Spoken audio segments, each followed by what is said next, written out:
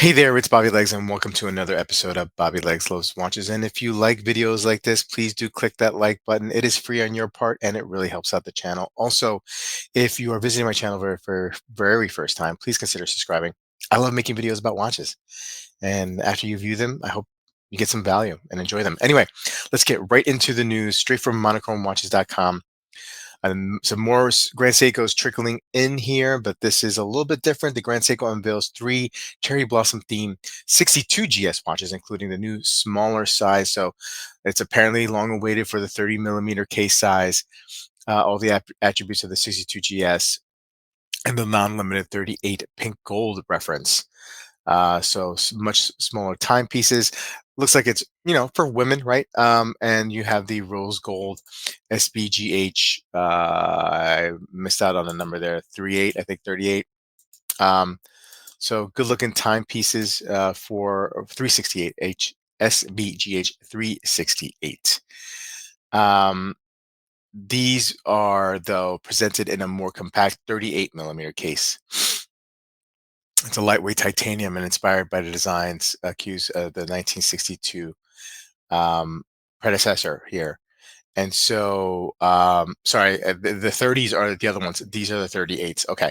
18 karat gold on this one, 12.9 millimeter case thickness, 55-hour power reserve, right? It's on the pricey side, 33,500 euro, but beautiful looking watch. Grand Seiko, again, I'll sing its praises. Polishing is amazing on the case and on the hands. It's just the dials are exquisite. They really do make a great timepiece. Now you have a 30 millimeter heritage version of the 62 reference STGK031 and the 033. These are the ladies' watches, I presume. Yeah, good looking timepieces, much smaller, probably shockingly smaller, right, for most of us, right? But nonetheless, the women are getting some love here from Grand Seiko.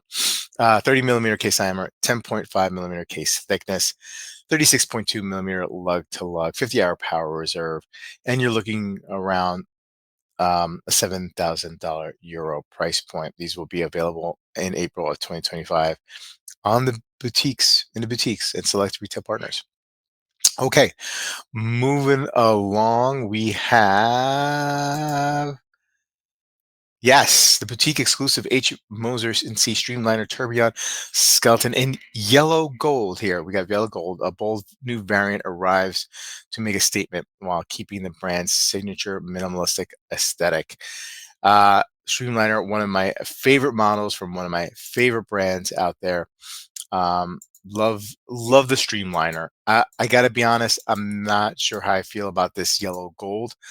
I'm more of a rose gold kind of guy, although I do appreciate a good gold watch. I think for me, um, yellow gold watches, full yellow. I'm talking about bracelet, might be a little bit over the top.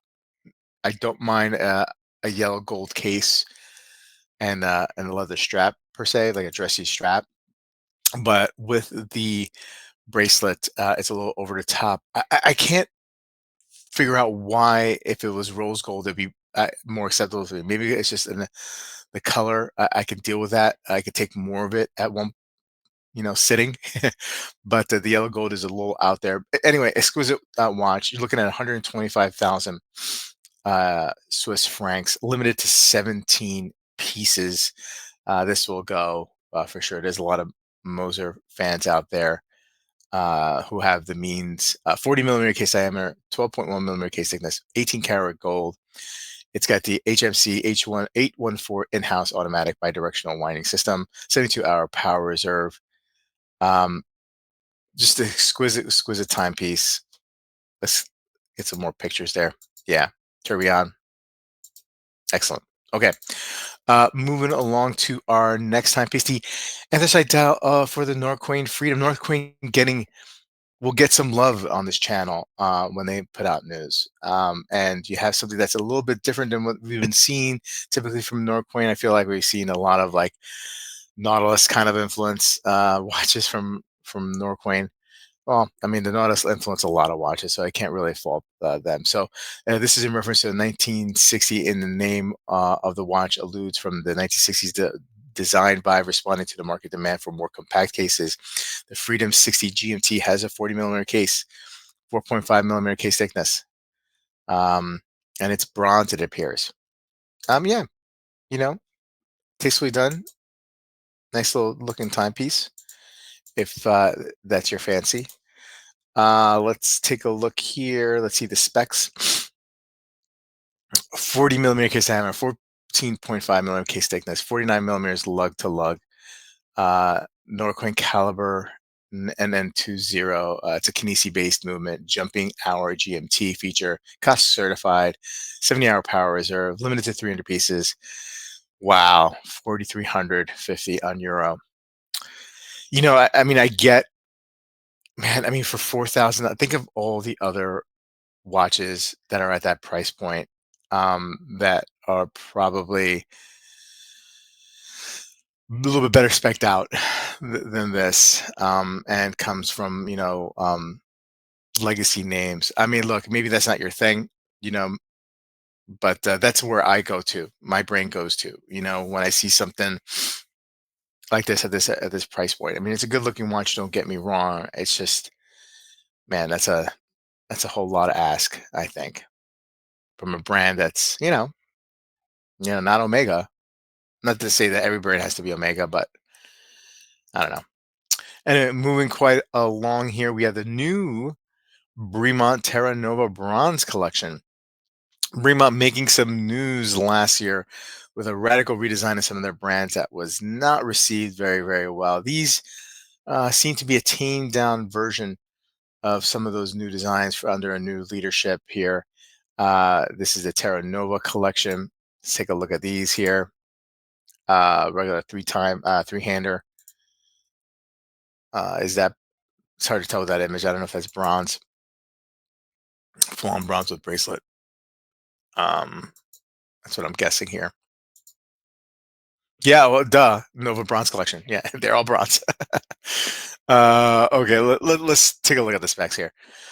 Um, are they gonna do? Oh, they're gonna do that. Okay, so let's go back here. Let's work our way back from bottom to top.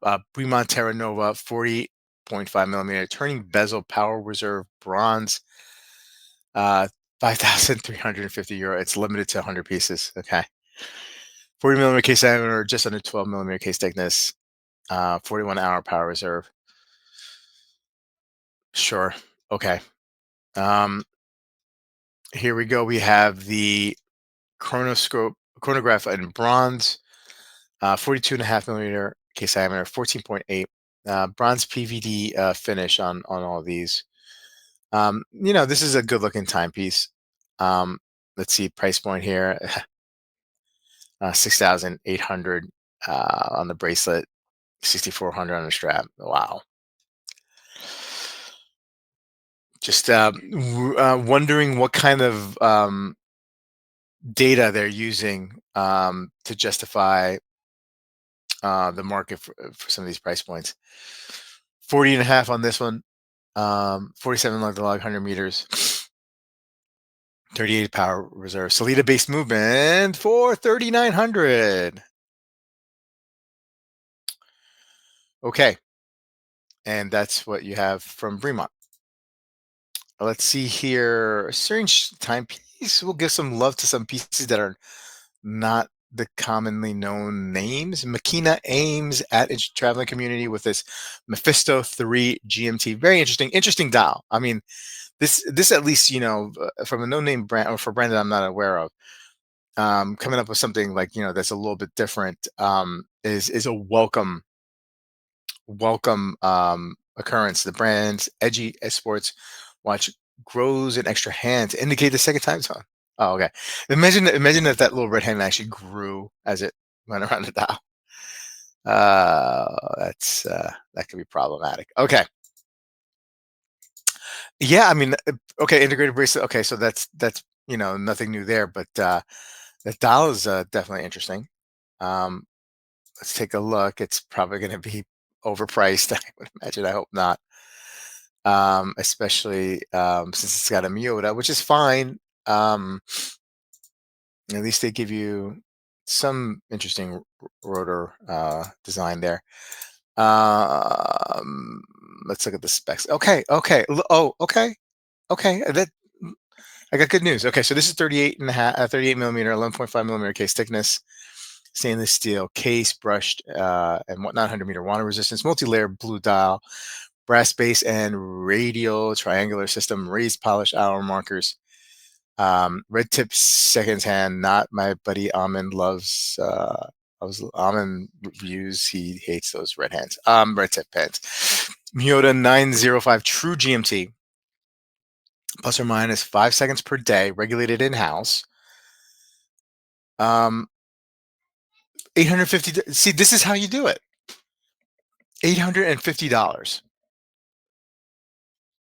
Slightly more than what you would get for a PRX, a 300 PRX, and I love the PRX. You could get a deal on the PRX, but you got a GMT movement here, and you got a more dynamic dial, albeit 38 millimeters, a little bit on the small side. I'd like a little bigger, sportier watch, but maybe this feels a little bit bigger. But this is how you do it. I mean, if you're gonna get into the watch game, um, this is how you do it. Give me something that's a little bit different. Not a whole lot different, but give me, because you need to sell watches. Give me something a little bit different and give me something at a reasonable price point. And I think, this is a reasonable start. Anyway, guys, let me know what you think of these watches. Please put a comment below, and I'll see you guys in the next video. Take care.